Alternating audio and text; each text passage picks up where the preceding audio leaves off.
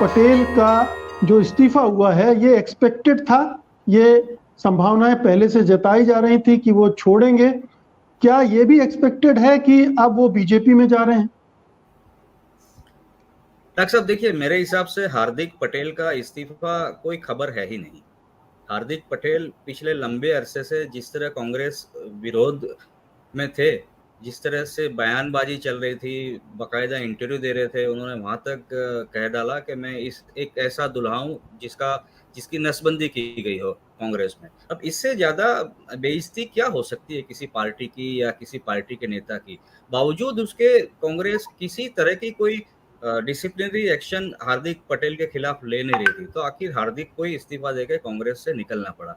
ये खबर इसलिए मेरे लिए नहीं है कि हार्दिक पटेल के लिए आप एक नेशनल लेवल की एक चैनल, मैं अभी एक और चैनल पे भी था, वो भी एक नेशनल लेवल पे की थी। नेशनल लेवल के इतने बड़े ह्यूमन और हम क्यों बर्बाद कर रहे हैं हार्दिक पटेल जैसे एक ऐसे 25-26 साल के लड़के के लिए जो चुनाव लड़ना चाहता था। तब चुनाव आयोग ने उसे याद दिलाया कभी आपकी उम्र नहीं हुई है चुनाव लड़ने की।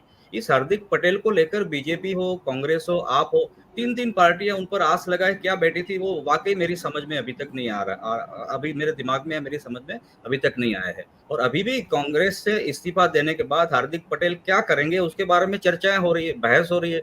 अब हार्दिक पटेल के जाने से आपने शुरुआत में सही मुद्दा उठाया कि कांग्रेस का क्या नुकसान होगा। देखिए, कांग्रेस मेरे हिसाब से प्रिया सहगल ज्यादा कह सकती है कांग्रेस के बारे में, पर मुझे जहां तक लगता है कांग्रेस आज उम्र के उस पड़ाव पे आकर खड़ी है जहां कोई ना उसका नुकसान कर सकता है ना उसका कोई सुधार कर सकता है। जी, तो आप ये कहना चाहते हैं कि ये घटना दरअसल कोई घटना नहीं है, तो इस घटना को ज़रूरत से ज़्यादा महत्व दिया जा रहा है। शायद इसलिए कि गुजरात में चुनाव होने जा रहे हैं और चुनाव के पहले अगर इस तरह का ध्रुवीकरण करने की कोशिश की जा सकती है, तो उसका कुछ ना कुछ असर पड़ सकता है। ख़ास तौर पर आपने कांग्रेस की कमज़ोरी का ज़िक्र किया है, अगर वो और कमज़ोर होती है, लेकिन ये भी ध्यान में रखना चाहिए कि पिछले तीनों चुनाव में कांग्रेस का प्रदर्शन कोई बहुत खराब रहा हो ऐसा भी नहीं था। पिछली बार तो जीतते-जीतते वो हार गई थी। तो शायद हार्दिक पटेल जैसे कम महत्व के नेता भी उसके लिए महत्वपूर्ण हो जाते हैं इस सूरत में।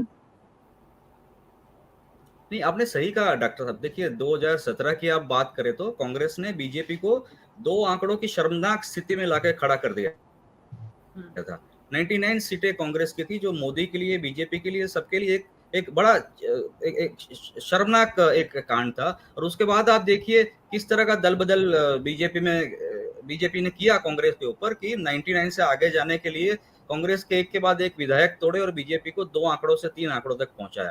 पर आखिर बीजेपी की बात हो, कांग्रेस की बात हो, और अब जो नई एंट्री गुजरात में हुई आपकी बात हो, गुजरात की राजनीति को आप भी समझते हैं, इतने सालों से आप देख रहे हैं। गुजरात में आज जो स्थिति बनी है, 18 मई है आज। मान लीजिए कल सुबह चुनाव हो जाते हैं तो हम पांचों जानते हैं कि गुजरात में बीजेपी फिर से आ रही है। कांग्रेस ऐसा कोई बड़ा मिरेकल नहीं कर सकती कि बीजेपी को हटा के कांग्रेस की सरकार यहाँ बना दे। अगेन, कांग्रेस की आज गुजरात में या देश में स्थिति हो, वो हार्दिक पटेल पर आस लगाए बैठी थी, अब नरेश पटेल पर आस लगाए बैठी है, दूसरे एक पटेल नेता पर। कांग्रेस, प्रशांत किशोर हो, हार्दिक पटेल हो या नरेश पटेल को, कांग्रेस को क्या फायदा करा सकता है अगर कांग्रेस खुद लड़ना नहीं चाहती हो, कांग्रेस खुद अगर राजनीति करना नहीं चाहती हो, कांग्रेस खुद एक रिलेक्टेंट पॉलिटिकल पार्टी हो, कांग्रेस के लीडर्स, टॉप लीडर्स खुद रिलेक्टेंट लीडर्स हो, तो कांग्रेस का क्या, कोई आप, मैं, हार्दिक पटेल या कोई भी भगवान राम भी अयोध्या से आ जाए तो कांग्रेस का क्या फायदा करा सकते हैं?